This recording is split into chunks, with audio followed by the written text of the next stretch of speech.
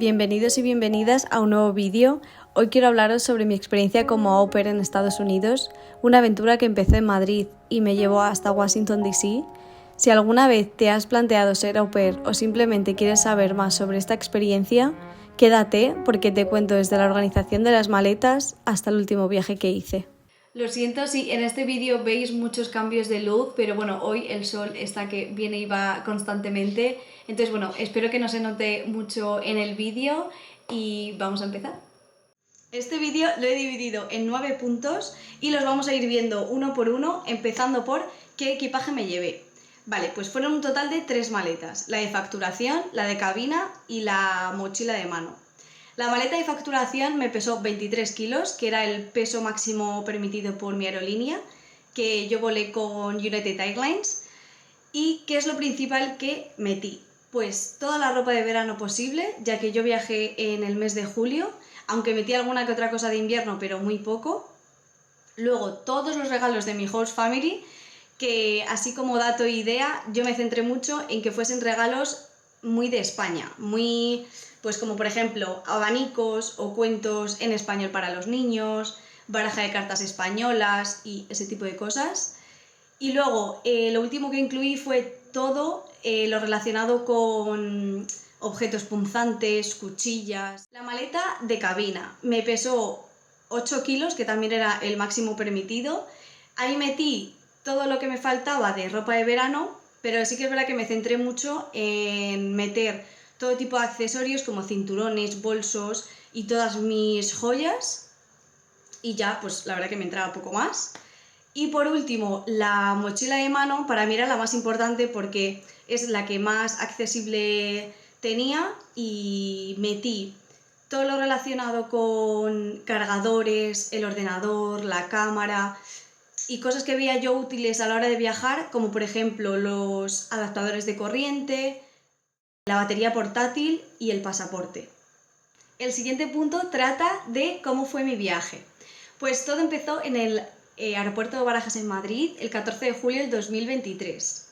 Y fue un poco caos porque una vez llegué a la terminal me dijeron que mi vuelo estaba cancelado por tormentas eléctricas. ¿Qué pasa? Que mi vuelo inicial era con escala en Nueva York y tuve la gran suerte de que me pudieron reasignar otro vuelo con escala en Filadelfia, pero yo lo que quería era viajar ese mismo día, porque ya me había despedido de mis amigos, de mi familia y no concebía el hecho de volver a casa, dormir una noche más y al día siguiente volver al aeropuerto e irme. Entonces tuve mucha suerte en ese sentido porque pude volar aunque me cambiasen la escala. Entonces, yo estaba inicialmente en una terminal, creo que era, no sé si en la 1 o en la 2, y me dijeron, te tienes que ir a la terminal 4 por haber hecho el cambio de escala. Entonces, bueno, una vez llegamos a la terminal 4, facturé la maleta y ya nada, pues me despedí de mi familia, que el momento más duro. Al aterrizar en Filadelfia, en mi caso tuve que coger mi maleta facturada y ponerla en otra cinta para que llegase a mi destino final, que era Washington DC. ¿Qué pasa? Que bueno, el trámite de poner la maleta de una cinta a otra, todo fue muy bien y más sencillo de lo que yo me imaginaba. Y tuve la mala suerte de que una vez ya estaba en mi puerta de embarque, me retrasaron el vuelo en total 4 horas. Entonces, si yo tenía que haber llegado a mi destino a eso de las 7 de la tarde, pues llegué como a las 11, 11 y media. Y la verdad que se me hizo muy cansado, estaba ya que no me tenía con los ojos abiertos y eso, pero bueno, al final llegué al aeropuerto de Ronald Reagan en Washington DC, donde me estaba esperando mi host mom, y una vez ya cargamos todo el coche con las maletas, pusimos rumbo a la que iba a ser mi casa durante el próximo año. Este punto va sobre cómo fueron mis primeros días y como ya he comentado llegamos bastante tarde, pero aún así mi host family me dio la bienvenida y me enseñaron lo que tenían preparado en el salón con pancartas pintadas por los niños y ponía Welcome Sara y bueno, luego me llevaron a la que iba a ser mi habitación y recuerdo pensar lo acogedora y grande que era. la cama súper cómoda, como estar en una nube. Tenía espacio suficiente para organizar todas mis cosas y tuvieron un detalle muy bonito que en una caja de mimbre metieron comida que a mí me gustaba, como patatas, chocolate, frutos secos, y claro, previamente hablaron con mis padres, que yo eso no lo sabía y pues me hizo bastante ilusión. También una cartita que me firmó la niña y nada, a ver, los primeros días la verdad que me centré en deshacer maletas, en conocer por fin a los niños, que la niña tenía 3 años y medio y su hermanito 1 año. Y bueno, comenté con la familia temas importantes durante el fin de semana, como por ejemplo el hecho de abrir una cuenta bancaria, la tarjeta SIM para tener número de teléfono estadounidense y documentos que necesitábamos tramitar, como por ejemplo lo que ellos llaman el Social Security, que es como la seguridad social estadounidense. Y bueno, la verdad que para mí el tema idioma fue bastante duro al principio porque fui con un nivel de inglés muy básico, pero bueno, eso con el paso del tiempo fue mejorando. El cuarto punto está relacionado con mi rutina diaria.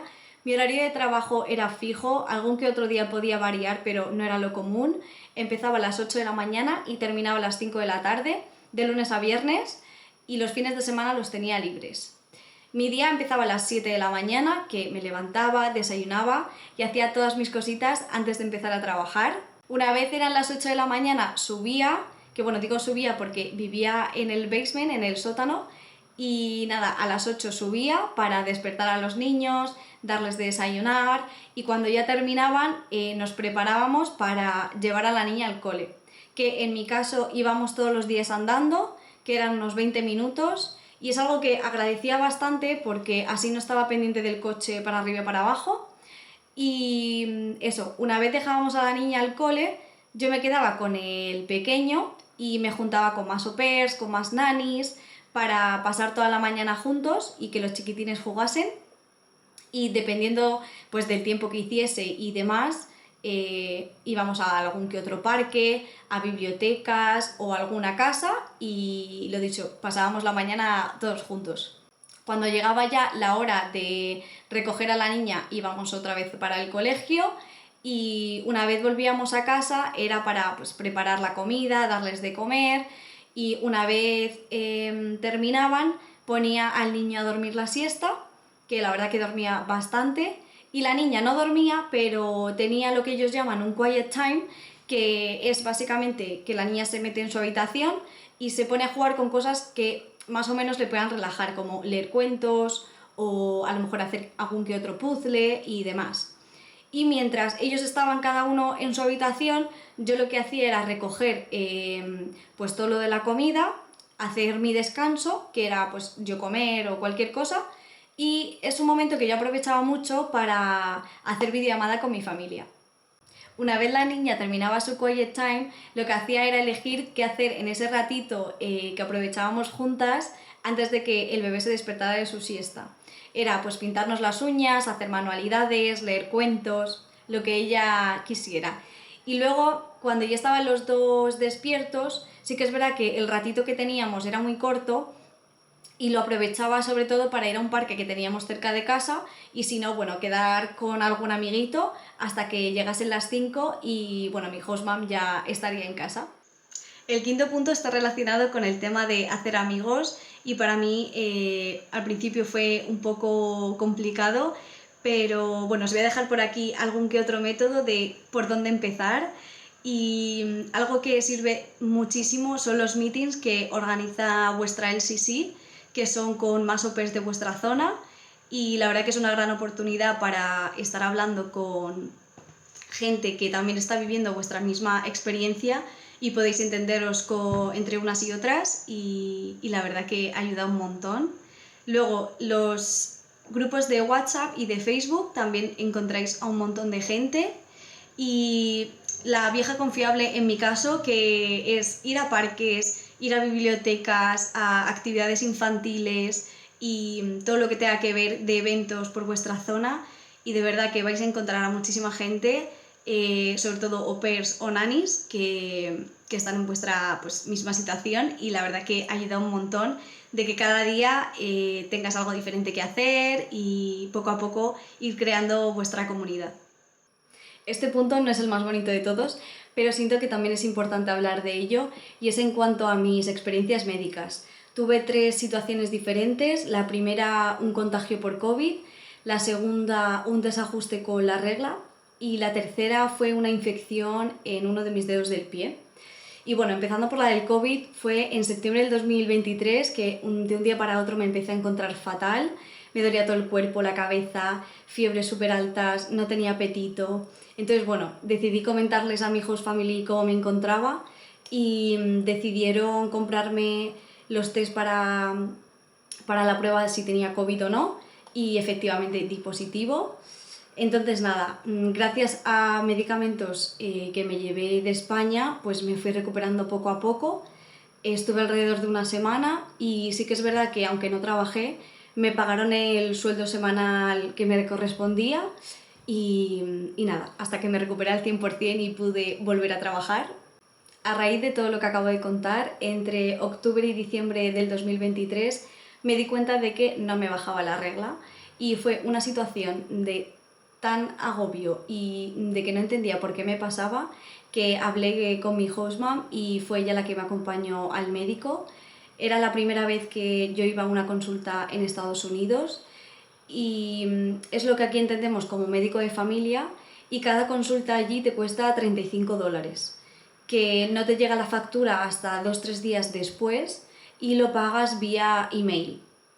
Y bueno, al final, después de 3 meses, todo volvió a la normalidad a base de mejorar un poquito mi rutina y mi alimentación. Por último, pero no menos importante, explicar la odisea que tuve con una de mis uñas del dedo gordo de mi pie izquierdo. Yo en España iba una vez al mes al podólogo y bueno, era para tratarme básicamente un problema que tenía con uñas encarnadas, que es cuando se te clavan los picos hacia adentro. Entonces nada, tuve la mala suerte que estando allí también me pasó, pero al principio yo no sabía que era ese el motivo por el que me dolía tanto la uña. Entonces pasé primero por un médico que me pudiese orientar en qué me pasaba en esa uña, y al principio me dijo, no, son hongos y bueno, te voy a mandar una crema y vas a ir notando mejoría y demás. Y yo, vale, genial. Entonces resulta que mi uña iba a peor y me dolía muchísimo más, y dije, vale, me voy a ahorrar la consulta que os he comentado antes de los $35, que es aquí en España lo del médico de familia, y voy a ir directamente a un especialista en podología, porque dije, bueno, esto yo creo que va a ser mi uña encarnada de siempre. Entonces, entre unas cosas y otras, me tuvieron que operar el dedo para quitarme como los laterales de la uña, que era lo que me estaba haciendo tanto daño. Entonces, bueno, pues me operaron y me mandaron pues como el tratamiento para luego la recuperación, y tuve que ir también a revisiones para ver cómo iba después de operarme.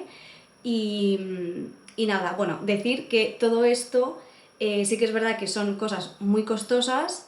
En total fueron unos $500, pero gracias al seguro médico que yo tenía con mi agencia, que yo viajé con Cultural Care, me salió al final todo alrededor de $150, con medicamentos incluidos, porque los medicamentos sí que es verdad que van aparte. Entonces, en total fueron unos, $150. Y nada, la verdad que estuve así con la tontería de mayo a julio, que a principios de agosto yo ya llegué a España y me lo he podido tratar aquí, y bueno, decir que a día de hoy ya mi uña ha vuelto a su normalidad y nada, ya está. Pero bueno, experiencias que pueden pasar también estando fuera de casa. Estamos llegando casi al final del vídeo, pero bueno, en este punto os quiero hablar de ocio, curiosidades y algún que otro consejo. Me he centrado un poquito más en la zona de Washington DC porque es donde yo más vida hacía, que sí que es verdad que yo no vivía en el centro de Washington, sino en el estado de Maryland, pero bueno, me quedaba a media hora en transporte público y pues eso, lo dicho. todos los fines de semana, casi todos, iba para allá. En Washington DC, los monumentos y museos, la mayoría de ellos son gratuitos. Quiero decir alguna que otra cosa por si os interesa, como por ejemplo el subir a lo más alto del obelisco cuesta $1, que bueno, bastante asequible. Y si quieres entrar a la Casa Blanca, tiene que ser por una invitación del gobierno de Estados Unidos y tú antes, previamente, tienes que solicitar por vía email esa invitación. Entonces, bueno, si tienes suerte, te la mandan por correo postal y pues mira, oye, para ver la Casa Blanca.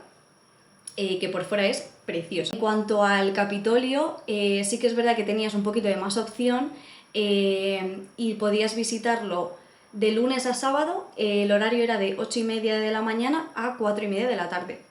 Y ambos, tanto la Casa Blanca como el Capitolio, entrar como tal es gratuito. Curiosidades que os puedo contar. A mí personalmente me parecían los coches enormes en comparación con España, al igual que las distancias, ya fuese por carretera o en avión, son larguísimas y para prácticamente todo necesitas un coche, que sí que es verdad que la gasolina está mucho más barata allí que aquí. Si aquí, por ejemplo, es una aproximación, ¿vale? Pero si aquí es 1,4 euros el litro, allí era como $0,70 el litro. Entonces se notaba bastante a la hora de echar gasolina. Pero por lo general la vida en Estados Unidos, el coste de vida es súper alto. Una camisa una camisa básica te podía costar $50 perfectamente. Y un café de $5 es que no te baja. El tema de los restaurantes, la verdad que cierran bastante temprano. Alrededor de las 7-8 de la tarde la mayoría ya están cerrados, menos los de comida rápida, que sí que duran bastante más. Pero luego las discotecas, o sea, el tema de las discotecas, de los pubs y demás, a las 2-3 de la mañana como muchísimo aguantan, pero ya más de las 3, imposible que veas algo abierto. Que eso, joder, en comparación con España, pues bastante choque, la verdad. Y dos cosas que me parecían súper curiosas, que me tuve que acostumbrar a ello porque no, en España eso no se veía, es el personal de mantenimiento de pues, las piscinas, los jardines traseros y todas esas cosas. O sea, no llaman a la puerta como tal. Hay una parte trasera en las casas, que eso está, sí, en todas.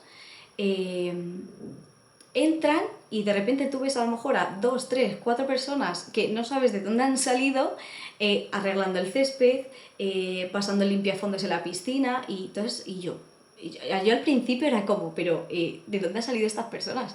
Y claro, yo hablaba o llamaba a mi host mom o a mi host dad de, oye, aquí hay personas, esto está bien, esto es normal, porque yo al principio no lo entendía. Y ellos, sí, ellos entran por detrás y están contratados para eso, o sea que no te asustes, tal. Y yo, vale. Y bueno, la otra curiosidad es que todos los paquetes de reparto te los dejan en la puerta y se van. O sea, no, da igual lo que lleve dentro, si es frágil, si es un teléfono, da igual. Ellos te lo dejan en la puerta y se van. Y a mí eso me parecía, o sea, aquí, si tú pides algo, un paquete, lo que sea, y no estás en casa, te lo mandan a correos o te lo devuelven a no sé dónde, pero no. En Estados Unidos te lo dejan en la puerta y se van. Un consejo que doy es cerrar vuestra cuenta del banco con una antelación de a lo mejor 2-3 semanas. Yo no pude hacerlo, pero por desconocimiento. Yo pensaba que pues un día o dos antes de yo volverme a España podía cerrarla, pero si tienes pagos pendientes, no de que debas dinero, sino el Bizum, pues por ejemplo alguien te ha hecho un Bizum de aunque sea $5, da igual, y lo tienes como pendiente, no te deja cerrar la cuenta. Y fue mi caso, que yo estuve haciendo un viaje, el de mi Travel Month, que ahora os hablaré de ello, y claro, cuando llegué al banco me quedaba pues, un día para irme y no me dejaron cerrar la cuenta. Sí que es verdad que saqué todo el dinero que tenía y por eso no hubo problema, porque la cuenta se quedó a cero, pero al tener esos pagos pendientes no la pude cerrar y la verdad que es algo que recomiendo bastante para volver a tu país y no tener problemas de nada, porque sí que es verdad que yo lo he intentado cerrar desde España y o no se puede o es súper difícil. Entonces, bueno, los recomiendo muchísimo. hemos llegado al que es el último punto y bueno, antes de nada decir que me ha encantado hacer este vídeo reviviendo toda mi experiencia como au pair. Fue el año en el que más he podido viajar y no me puedo sentir más afortunada por ello, empezando por obviamente Washington DC, luego Filadelfia, Nueva York, Miami, Puerto Rico, Canadá. Fui a Chicago también, estuve a punto de no ir, pero al final dije, venga, pa'lante, y sí que pude ir. Y nada, la verdad que la mayoría han sido con familia o amigos, pero cuando fui a México sí es cierto que lo hice con mi host family, que me invitaron, y fue una experiencia totalmente distinta a lo que estoy acostumbrada, porque fue en una villa privada y teníamos un chef, pues desayuno, comidas, cenas, todo. Y no sé, la verdad que me gustó un montón y también vivirlo con ellos.